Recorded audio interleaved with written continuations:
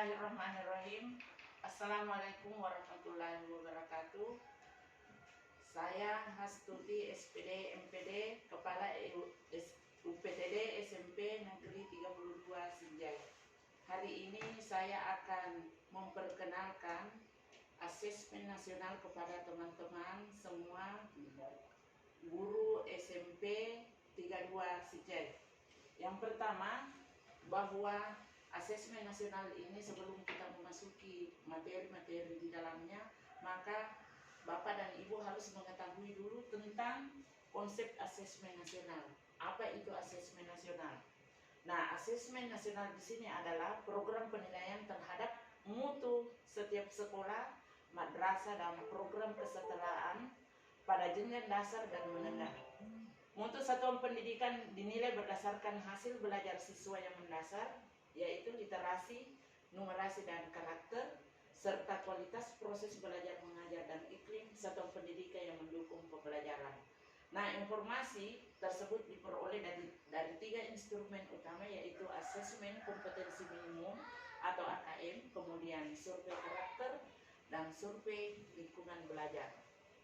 Yang pertama adalah asesmen kompetensi minimum atau AKM yang mengukur kompetensi mendasar, literasi, membaca, dan numerasi siswa. Yang kedua, survei karakter yang mengukur sikap, keyakinan, dan kebiasaan yang mencerminkan karakter siswa.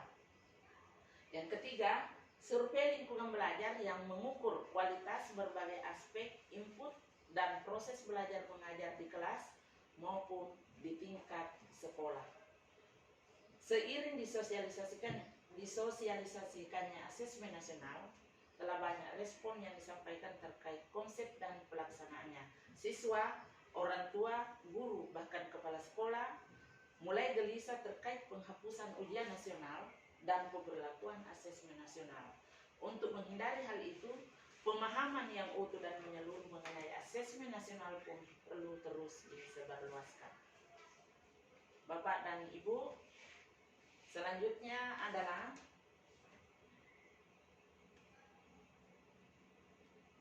manfaat asesmen nasional. Nah, manfaat asesmen nasional di sini berkaitan dengan infografis. Infografis tersebut secara jangka panjang, asesmen nasional memberi kesempatan sekaligus menuntut guru dan sekolah untuk memperbaiki kualitas pengajarannya guna menciptakan siswa yang lebih kompeten. Bagaimana contohnya? Misalnya, guru ingin mengembangkan keterampilan literasi pada siswa. Dalam hal ini, guru perlu memotivasi siswa untuk membaca tidak hanya dari buku teks, tetapi bisa dari berbagai sumber. Guru juga perlu mengajak siswa berdiskusi dan mengevaluasi informasi yang dibaca, tidak sekedar meringkas dan mengulang kembali pelajaran yang telah dipelajari. Nah, pertanyaannya bagaimana dengan keterampilan numerasi? Nah, pada keterampilan numerasi, guru perlu memastikan siswa memiliki intuisi angka atau number sense dan pemahaman aritmetika dasar sejak dini. Guru juga perlu memandu siswa memecahkan masalah terkait numerasi yang terjadi dalam konteks kehidupannya. Hal ini disebabkan masalah yang menuntut diskusi dan penalaran tidak dapat dipecahkan hanya dengan menghafal rumus semata. Nah, di sini Bapak dan Ibu, mari kita lihat perbandingan antara asesmen nasional dengan ujian nasional. Ya. Nah, di antara dua kriteria ini, dua asesmen nasional dengan ujian nasional ini ada kriteria pembandingnya. Ya, di mana sebentar letak dari kriteria pembandingnya ditinjau dari tujuan pelaksanaannya, kemudian jenjang penilaiannya, level siswa, kemudian subjek siswa, model soalnya, sasaran penilaiannya, kemudian metode penilaiannya.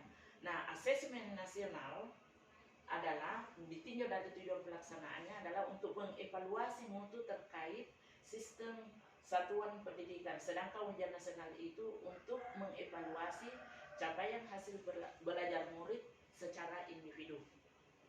Kemudian yang kedua, ditinjau dari jenjang penilaiannya. Asesmen nasional, jenjang penilaiannya itu adalah SD, garis miring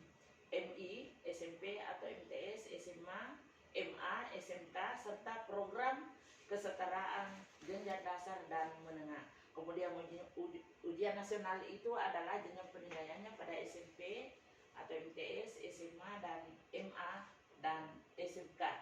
Sedangkan level siswa pada asesmen nasional itu adalah kelas 5 SD, kelas 8 SMP, dan kelas 11 pada tingkatan SMA atau SMK.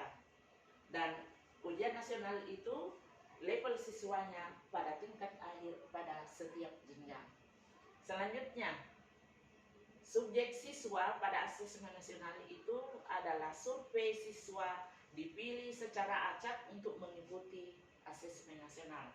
Sedangkan ujian nasional itu subjek siswanya secara sensus, artinya semua siswa mengikuti ujian nasional. Nah, selanjutnya adalah model soal. Model soal pada asesmen nasional itu adalah pilihan ganda, kemudian pilihan ganda PGK, kemudian menjodohkan, isian singkat, dan uraian.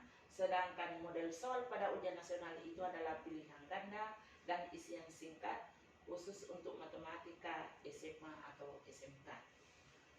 Nah, sasaran penilaian pada asesmen nasional itu adalah kompetensi, literasi, numerasi dan karakter, serta kualitas dan iklim satuan pendidikan yang mendukung pembelajaran. Sedangkan sasaran penilaian pada ujian nasional itu adalah penguasaan terhadap mata pelajaran. Yang terakhir adalah metode penilaian pada asesmen nasional. Metode penilaiannya itu adalah komputer mutu state adaptive testing atau MSAT.